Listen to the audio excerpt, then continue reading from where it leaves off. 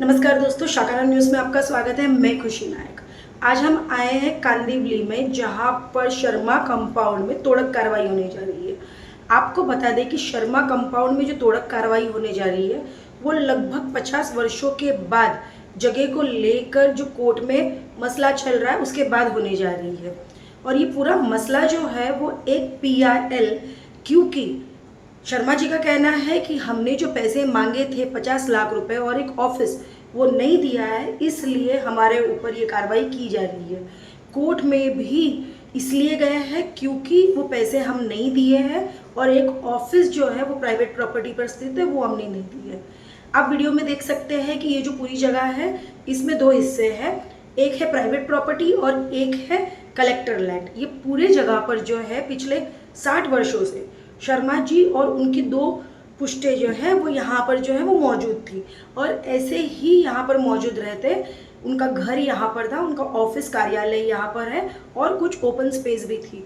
लेकिन इसके बाद जो वहाँ पर रहने वाले एक व्यक्ति है, उनका शर्मा जी के साथ में तालमेल बैठ गया और उन्होंने शर्मा जी से जो है उसके बाद पैसे खंडनी मांगने की कोशिश की, जिसकी शर्मा जी ने पुलिस में कंप्लेंट भी दर्ज करवाई। खंडनी की जो बात है वो 5 लाख तक आके रुकी, उसके बाद में 10 लाख तक चली गई।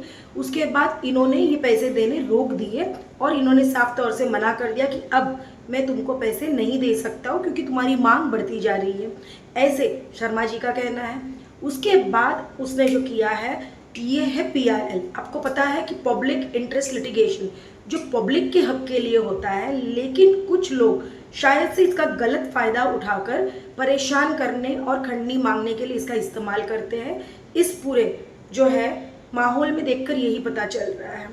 एडवर्स पोजेशन की भी एक चीज़ होती है कि 12 साल से अगर आप एक जगह पर हो और उसके बाद उस 12 साल में कोई भी आकर उस जगह पर अगर कंप्लेंट नहीं करता है तो उस जगह के मालिकाना हक आप जता सकते हो, आप कोर्ट में इसके लिए जो है वो केस लड़ सकते हो।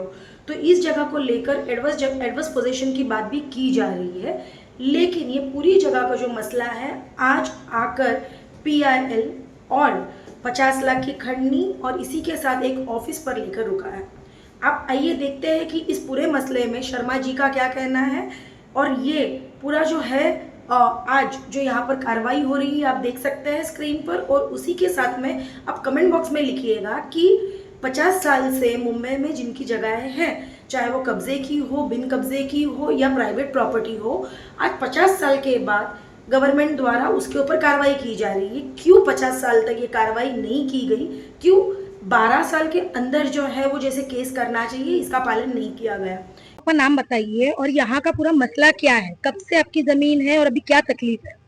मेरा नाम सभाजी शर्मा और यहाँ मेरी 2 प्रॉपर्टी है, प्राइवेट लैंड है और तीसरी प्रॉपर्टी है जो 1172 वो महाराष्ट्र सरकार है।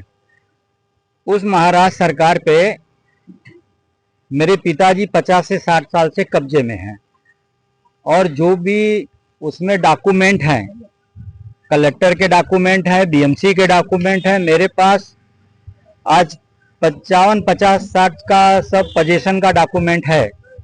उसके बावजूद भी यहाँ का एक आदमी है वो मुझसे कुछ पैसे की मांग किया और पैसे नहीं देने के कारण उन्होंने एक PIL दाखिल कर दिया मेरे खिलाफ। और मैंने उसके पहले भी मैंने उनको पैसा दिया, कुछ पैसा दिया। उनको हमेशा मुझे टार्चर करते थे कि इतना पैसा दो, इतना पैसा दो, और मैं उस पैसे को उतना पूरा कर नहीं सका। इसके लिए उन्होंने पैसे लेने के बावजूद भी, उसका नाम प्रभु चौहान है, प्रभु देवनदास चौहान है, इधर ही रहता है, और उन्होंने मेरे ऊपर एक PIL दाखिल किया हाई कोर्ट में। हाई कोर्ट के अनुसार डिमोलेशन कर दिया गया है। आज भी हमारे पोजीशन में आप लोग देख सकते हैं 1172 पूरा प्लॉट मेरे ताबे में है। दूसरी बात है एक्सेस जो है हमारे 1173, 1174 से यहाँ से जाता है, उसके लिए कोई रास्ता नहीं है। रास्ता यही है, जाने का एक रास्ता है, जिसमें से मेरा 2 रूम बचा है। वो रूम के अंदर 1173 नंबर जो प्राइवेट प्रॉपर्टी है कुछ भाग उसमें 1172 आता है, जो कि कोर्ट के अनुसार अभी हमारा एडवर्स पोजीशन चालू है, कोकन कमिश्नर में सूट दाखिल है और एक सुप्रीम कोर्ट में भी मेरा मैटर है।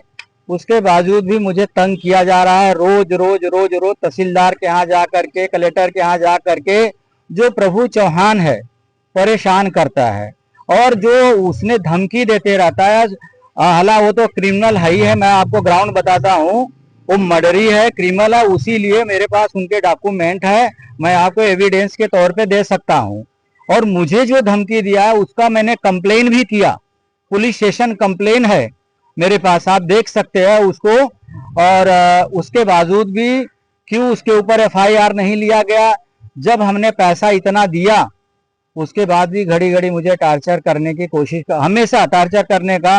वो दबंगई के हिसाब से मर्डरी है, बोलता है कि मैं मार दूंगा। इसके लिए हम कोर्ट के शरण में गए कि भाई हमारे ऊपर न्याय करो, मगर क्या है कि पीआईएल दाखिल करने के वजह से और वो तोड़ दिया गया। अभी 2 स्ट्रक्चर जो है उसमें कुछ भाग हमारा 1172 महाराष्ट्र सरकार आती है और उसको तोड़ने के लिए, जो कि कल रेवेन्यू मिनिस्टर हैं बावन कुले जी, उन्होंने एक आदेश जारी किया है कि आपके ये देख लीजिए, अहवाल मंगाए हैं कि इस पे जब तक उन्होंने रिपोर्ट नहीं देते हैं तब तक कोई कार्रवाई नहीं करना चाहिए। उसके बावजूद भी पुलिस फोर्स लेकर के तहसीलदार डिमोलेशन के लिए आ रहा है। बस आप लोग से यही मेरा गुजारिश है, निवेदन है कि आप न्याय दिलाइए। मेरे ऊपर बहुत अत्याचार हो रहा है यहाँ पे, कुछ लोग जलन के हिसाब से और वो दबंगई के हिसाब से मैं पैसा पूरा दे नहीं पाया, तो इसके लिए मेरे ऊपर पीआईएल दाखिल कर दिया है। अब देखिए ये तोड़ना नहीं चाहिए था और साहब का है कि आप देखिए अवालील कार्रवाई स्थगित करना, तो भी इसके बावजूद भी मुझे परेशान किया जा रहा है। ये डिमोलेशन के लिए तहसीलदार के यहाँ से आदमी आ रहे हैं। अभी आप लोग देखिए मेरे ऊपर बहुत ही अत्याचार हो रहा है, मैं बहुत बुरे तरह से परेशान हो चुका हूँ। आप पुलिस में जब गए तो पुलिस ने आपकी एफआईआर नहीं लेने की क्या वजह बताई? मैं उस समय मैं गया था, कंप्लेन किए थे, मैंने अर्जी दिया था एसीपी डीसीपी के पास कि देखो ये आदमी क्रिमिनल है, मेरे से पैसा मांगता है, इतना इतना पैसा, और इतना इतना हमने पैसा प्रभु चौहान को दे चुका हूँ। उसके बावजूद भी धमकी देता है मार दूंगा। तो अब जितना पैसा वो मांग रहा उतना पैसा मैं दे नहीं सकता था और जितना मेरे से बना मैंने दिया।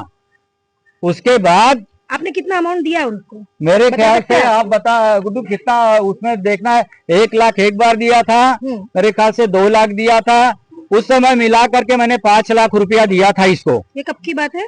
उस समय अभी डेट मैडम मुझे याद नहीं है, नियर अबाउट हो गया होगा 2-2.5 साल हो गया होगा। अभी आपने पैसा देना बंद कर दिया? तो ये परेशानी शुरू? हाँ, पैसा देना जब मैंने बंद कर दिया, मुझे धमकी देने के लिए उसने पीआईएल दाखिल किया। तब वो दूसरे से भी संदेश दिया कि मुझे 50 लाख से कम देंगे तब तक मैं विड्रॉ नहीं करूंगा। 50 लाख रुपया, तो मैं 50 लाख रुपया प्रभु देवन दास चौहान को मैं दे नहीं सकता हूं, मेरे पास इतना पर्याप्त पैसा है नहीं। इसीलिए मुझे टारगेट करके मेरे पीछे बहुत पड़ गया है। मेरे परिवार को उससे जान माल की पूरी डर है, खतरा है। वो क्योंकि मर्डरी है, उसका काम है पैसा ले करके मर्डर करना। आप उसका, मैं आपको उसको दिखाइए, गुड्डू मैडम को दीजिए, उसका मैं केस एफआईआर का दिखाता हूँ जो उसने बंद हुआ था, छूटा भी है और उसका भी इतना दबदबा के हिसाब से उसका कोई केस ही नहीं चला, उसको बंद कर दिए। उसका इतना पावर है, दबदबा है, उसको बंद कर दिए। चौहान है, इस प्रॉपर्टी से और आपके क्या संबंध है? चौहान पहले मेरे प्रॉपर्टी पे टेनेंट था, अभी भी है, मेरे प्रॉपर्टी पे टेनेंट है। और उसने देखा कि इधर पीछे मेरा एक महाराष्ट्र सरकार जगह है जो मेरे पिताजी रहते थे, और उसको लगा कि मैं इनको टार्चर करके पैसे की मांग करूंगा, उन्होंने पैसा देंगे, तो मैं कुछ पैसा दिया और उसके बावजूद भी दिन पर दिन इसका अत्याचार बढ़ते गया, पैसा का बढ़ाते गया, कभी 5 लाख तो कभी 15 लाख तो कभी 50 लाख तक। हमारे अभी नाम तो नहीं बता सकता, वो डरते हैं, बोले मेरा नाम न लो, बोले मेरे को मेरा जो ऑफिस है एक ऑफिस दे दे और 50 लाख रुपया दे दे तो मैं केस विड्रॉ कर लूंगा, पीआईएल विड्रॉ कर लूंगा। हाँ पीआईएल को मैं विड्रॉ कर लूंगा। मैं नहीं दे सका, इसके लिए पीआईएल जो भी जज साहब ने एक्शन लिया उसके लिए मुझे कोई ऐतराज नहीं है। मगर आज के तारीख में अभी जो भाड़ोतरी है, बारिश का समय है, आप लोग बताइए कहाँ जाएंगे, अचानक वो कहाँ लेकर के जाएंगे, क्या करेंगे। और उसमें भी मेरी प्राइवेट प्रॉपर्टी में हिस्सा आता है, सब महाराष्ट्र सरकार नहीं है, उसमें मेरे कुछ भाग हैं, कुछ भाग कलेक्टर लैंड में आता है, कुछ भाग है। और जो कि मेरा आज 50 से 60 साल से पोजीशन है, एविडेंस है, पुरावा है, जो कि कलेक्टर के पुरावा है, सर्वे पावती है, बीएमसी के मेरे लेटर हैं। आपको चाहिए तो वो सब मैं लेटर दिखाता हूँ और वो सब डॉक्यूमेंट आपके माध्यम से मैं देता हूँ।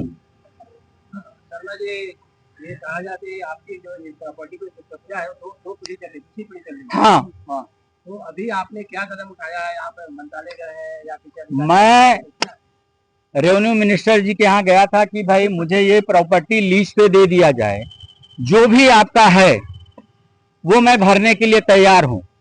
आज हमारे पास पोजीशन है, आज जाने का रास्ता यही है सर, देख सकते हैं वो पीछे प्लॉट है, जाने का एक्सेस कहीं से नहीं है, ये प्लॉट है।